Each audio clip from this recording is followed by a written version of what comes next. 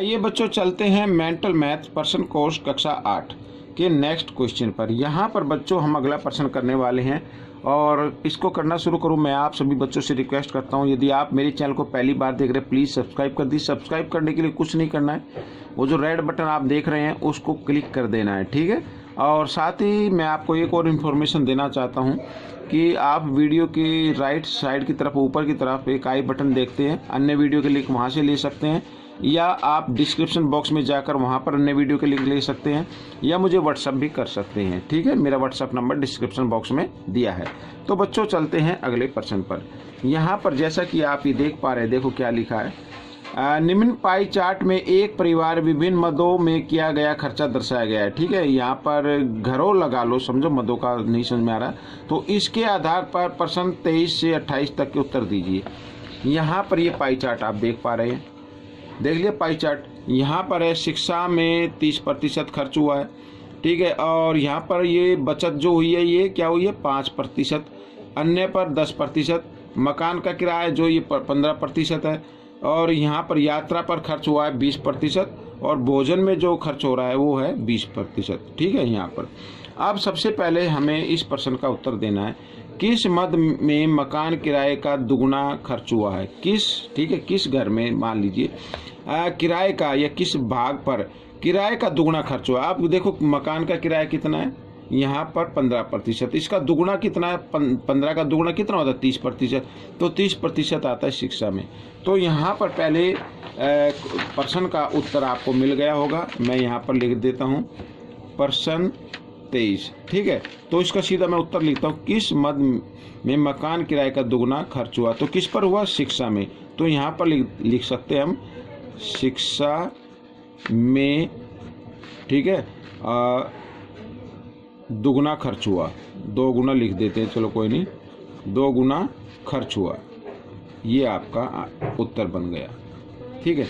अब देखो अगला प्रश्न क्या है, किस मद में सबसे कम व्यय हुआ, ठीक है, किस मद में। तो यहाँ पर देखो सबसे कम ये बचत, ठीक है, ये भी एक खर्च में माना जाएगा। जो बचत होती है ना भाई, हमने उसको दिया ना, बैंक को दिया, किसी को दे तो खर्चा ही हुआ ना भाई, 5% हमने हुआ, तो यहाँ पर बचत पर खर्च हुआ, तो बचत लिख देता हूँ मैं यहाँ पर, बचत में सबसे कम हुआ,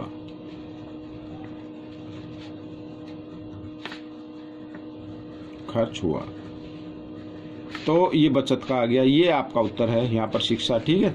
और तीसरा देखो यहाँ पर, यदि भोजन में रुपये 8,000 का खर्च हुआ या व्यय हुआ तो परिवार ने कितने रुपए की बचत की। अब हमें बताना कितने की बचत की, 8,000 का खर्च हुआ, ठीक है। अब भोजन पर खर्च मैं यहाँ पर लिख लेता हूँ बच्चों, ये प्रश्न 25 है, ये 24 था, यहाँ पर मैं इस तरीके से नंबर डाल देता हूँ 25। तो भोजन पर खर्च, भोजन पर खर्च, भोजन पर खर्च है बराबर 8,000 रुपये, ये इस तरीके से, ठीक है। अब भोजन पर खर्च यहाँ पर दिया हुआ है प्रतिशत में, ठीक है। अब यहाँ पर मैं एक बार लिख लेता हूँ, भोजन पर खर्च प्रतिशत में, ये है बच्चों 20%, ठीक है, यहाँ पर ये आ गया।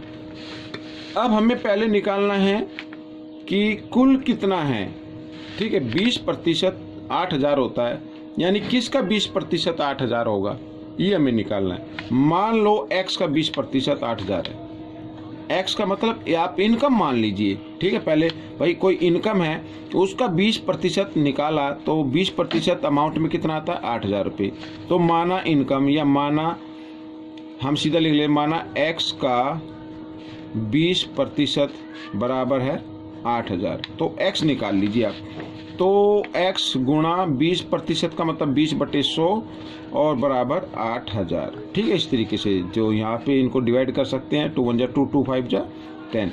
तो यहाँ पर आ गया बच्चों x/5 इक्वल बराबर 8,000, ठीक है। x/5 बराबर 8,000, तो x का मान निकालना है ना हमें, तो x बराबर 8,000 गुना, ये भाग में इधर आकर ये किस रूप में आ जाएगा, यहाँ पे भाग में, तो इधर आकर ये गुना के रूप में आ जाएगा। गुना कर देते 5 8 40, यहाँ पर लिख दे 40, कितनी जीरो, 1 2 3 जीरो लगा दी, तो 40,000 रुपये था उसका, ठीक है। 40,000 रुपये में से जो 20% खर्च हुआ है वो भोजन पर, वो बनता है 8,000। अब 40,000 का हमें निकालना है कि बचत कितनी की, तो 40,000 की बचत कितनी है, 5%। ठीक है, तो यहाँ पर मैं बचत निकालता हूँ अब 40,000 की। ठीक है, तो बचत कितनी है, 40,000 का 5% यानी 5/100। तो 2 जीरो से 2 जीरो कट गई, 5 से 5 चौक 20, यहाँ पर ये 20 आ गया और इसमें 2 जीरो तो 2 जीरो लगा दी, तो ये इतना बचत हुआ, यानी 2,000 रुपये की बचत हुई। तो प्रश्न नंबर 25 आपका हल हो गया। ठीक है, अब हम करेंगे यहाँ पर प्रश्न नंबर 26। तो शिक्षा में व्यय यानी खर्च का अन्य व्यय से अनुपात क्या है, अन्य व्यय से। अब शिक्षा में कितना खर्च हुआ है, ठीक है, ये हमें निकालना है। और अन्य व्यय, अन्य खर्च जो हुए हैं, अन्य का मतलब ये देखिए, ये अन्य का मतलब ये देखिए, मैं दोबारा आपको फिगर दिखा देता हूँ। ये फिगर अन्य का मतलब यह अन्य लिखा हुआ है और शिक्षा पर ये रहा। ठीक है, तो दोनों का अनुपात हमें निकालना है, दोनों का अनुपात क्या करना है, निकालना है। तो यहाँ पर बच्चों हम क्या करेंगे, या तो आप इसी से निकाल सकते हैं या फिर मैं आपको बताता हूँ निकालना कैसी है। अगर अच्छे से निकालना है तो देखो, शिक्षा पर खर्च कितना हुआ। अब सैलरी एक्स सामान कितना आया था बच्चों, यहाँ पर जो सैलरी है, सैलरी को मैं लिख नहीं रहा हूँ यहाँ पर, तनख्वाह जो होती है या इनकम होती है, ठीक है, या अमाउंट होती है, तो एक्स लिख देता हूँ मैं। तो एक्स का मान आया था 40,000 रुपये, यह आया था। और शिक्षा पर खर्च कितना हुआ, 30%। तो इसका अमाउंट निकाल लो, शिक्षा पर खर्च 30%। तो 40,000 का 30% कितना होता है वो निकाल लेते हैं इस तरीके से। तो 2 जीरो से 2 जीरो काट दी हमने, ठीक है ना, यहाँ पर। तो 3 चौक 12 और 1 2 3 जीरो, तो 3 जीरो लगा देंगे हम इस तरीके से। तो 12,000 रुपये आ गए, ठीक है, यहाँ पर। और अन्य पर खर्च कितना, 10%, यानी किसका 10%, 40,000 का। तो 40,000 यहाँ पर लिखेंगे, ये देखिए 40,000 हम लिखेंगे यहाँ पर गुना 10/100 इस तरीके से। तो 1 जीरो से ये, 1 जीरो से ये, तो कितना हुआ, ये 4,000 हुआ। ठीक है, यहाँ पर ये लिख देता हूँ मैं। अब इनका अनुपात ज्ञात करना। और अनुपात ज्ञात करने के लिए पहले क्या लिखा हुआ बच्चों, यहाँ पर देखो, पहले लिखा है व्यय शिक्षा पर। तो शिक्षा का तो ये रहा ना, तो शिक्षा वाले को हम आगे लिखेंगे या ऊपर लिखेंगे, ठीक है, और बटे का निशान लगाएंगे। फिर अन्य पर, अन्य का नीचे लिखेंगे इस तरीके से। तो 3 जीरो से 3 जीरो कट गई, 4 एकम 4, 4 तिये 12, तो यानी 3:1 आ गया, या 3:1 इस तरीके से लिख सकते हैं।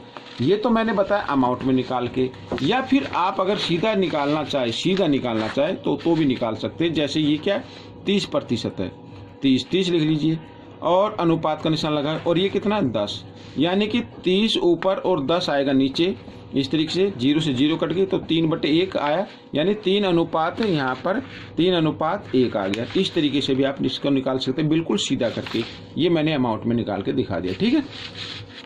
अब हम करेंगे प्रश्न नंबर 27। लिखा किन 2 मदों में व्यय बराबर है, खर्च बराबर है, यानी ठीक है। तो किस में बराबर है, यात्रा में और भोजन में।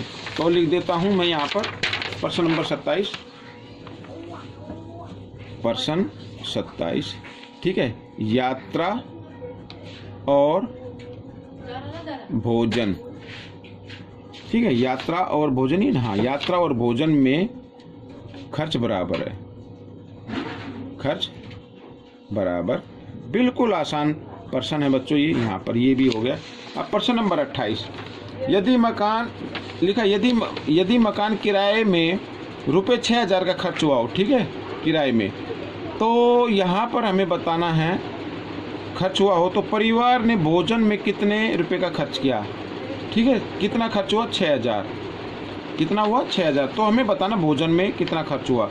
यदि किराए पर, ठीक है, आप देख लेते हैं, किराया 6,000 हुआ।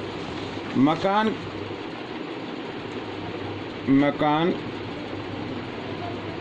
किराए, सॉरी, यहाँ पर किराए पर खर्च, ये 28वां है, ठीक है। मकान किराए पर खर्च कितना, 6,000 रुपये। और मकान किराए पर खर्च प्रतिशत में, वो कितना है बच्चों, 15% है। ठीक है, तो निकाल लेते, देखते हैं इसका अलग तो नहीं आता। मान लीजिए x का, माना x का 15% बराबर 6000 है। ठीक है, इस तरीके से तो देखते हैं कि इसका भी वही आता है कि 40,000 आता है क्या। तो यहाँ पर देखो x का, तो x का के लिए गुणा का निशान, 15% का मतलब 15/100 और यहाँ पर 6000। ठीक है, इस तरीके से तो x का मान निकालना पहले, तो 6000, 100 इधर भाग में, इधर आकर गुणा में हो गया, और 15 क्या आ गया, यहाँ पर भाग में आ गया, गुणा में थे ना, तो 15 चौके 60, तो बिल्कुल जी हाँ वही आ गया इसमें। तो यहाँ पर आ गया ये 40,000 रुपये। इसमें लिखा है यदि मकान किराए पर 6000 खर्च हुआ हो तो कुल इनकम उसकी 40,000 पहले वाली ही आ गई। ठीक है, इसमें मैंने सोचा कि इसमें अलग होगा, तो इसमें पूछा है कि भोजन पर कितना खर्च हुआ, तो भोजन पर खर्च कितना था बच्चों, 20% था। ये देखो भोजन पर खर्च है 20%, तो 40,000 का 20% निकाल लेते हैं। यहाँ पर 40,000 का 20%, तो 0 से 0, 0 से ये 0, 2 चौक 8 आ गया, 3 0, तो 3 0 हमने लगा दी, ये 8। तो भोजन पर खर्च हुआ बच्चों 8,000 रुपये। ठीक है, तो ये प्रश्न हल हो गया। आपको कैसा लगा मुझे ज़रूर बताएं, और इसमें से सीख कर दूसरे बच्चों को जरूर सिखाएं। मैंने बिल्कुल डिटेल से बताया है। ठीक है, मिलते हैं अगली वीडियो में, तब तक के लिए धन्यवाद।